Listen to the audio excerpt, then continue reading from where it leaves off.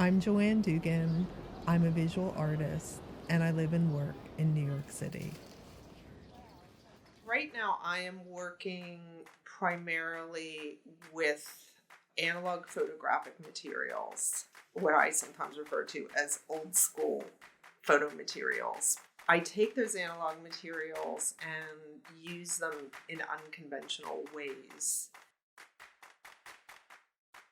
I work in repetitive grid forms, and artistically, I'm joining a conversation that was started many, many years ago. Uh, the grid has been an important structural device for many artists, painters, photographers, sculptors. They're highly structured and very contained. And my goal with my gridded works is for them to feel like they are infinite, that the bit of the grid that I'm catching on my mounted boards of repetitive images is just a piece of a larger visual work that expands. And often my works have a kind of optical illusion sense to them that they can almost vibrate as you look at them. They feel like they're moving. I sometimes describe what I do as hacking. I hack these analog materials and push them in ways that they weren't originally designed to be pushed.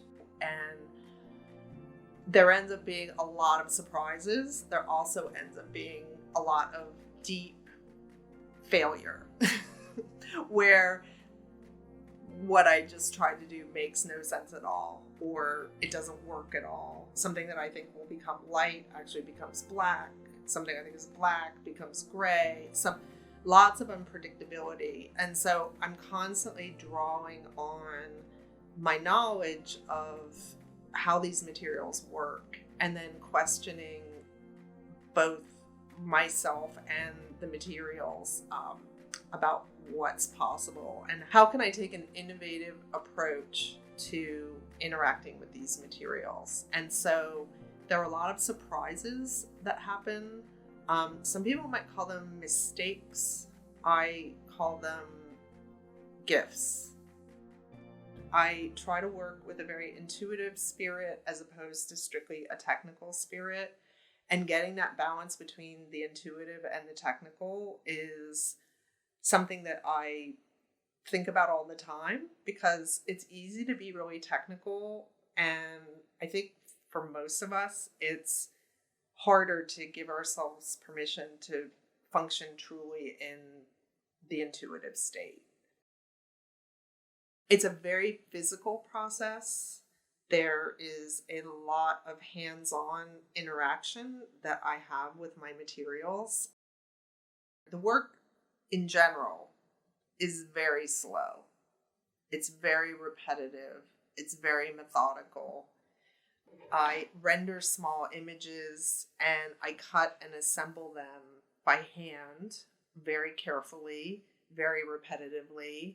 I am working with knives when I'm cutting. It's the only way that I can have the precision that I seek. The materials themselves, I like to say that they talk back to me. And as I'm making a work, often I feel like the work itself is guiding me about what to do next. I've made works that have up to, 200 individual cut pieces that are, printed by hand, cut by hand, mounted by hand. And if there is anything in my mind that I consider in the way, it's literally impossible to make the pieces. They are visual representations of my ability to let go of thought, my ability to let go of expectation and outcome.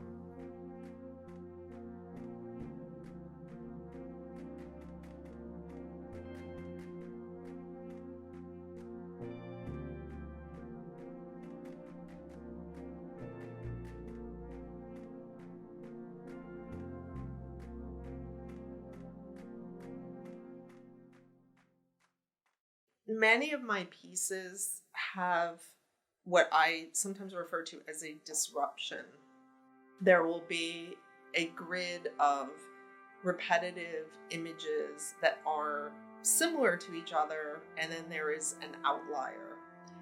That outlier is meant to visually symbolize the Buddhist concept of satori. That's a reference in Japanese Buddhism. Satori, which translates essentially to enlightenment. And I like to consider that it's the shift in consciousness that happens when you do something repetitively.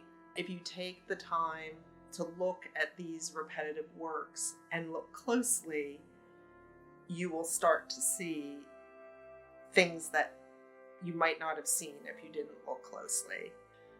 There's a tantric reference to a yantra, and a yantra is the same idea as a mantra, except that it's visual.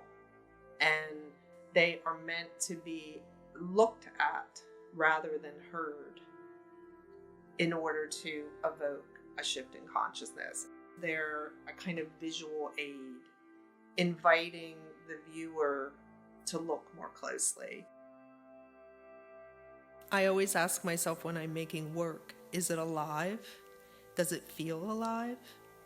In the end, what I'm really doing, I think, is looking for life.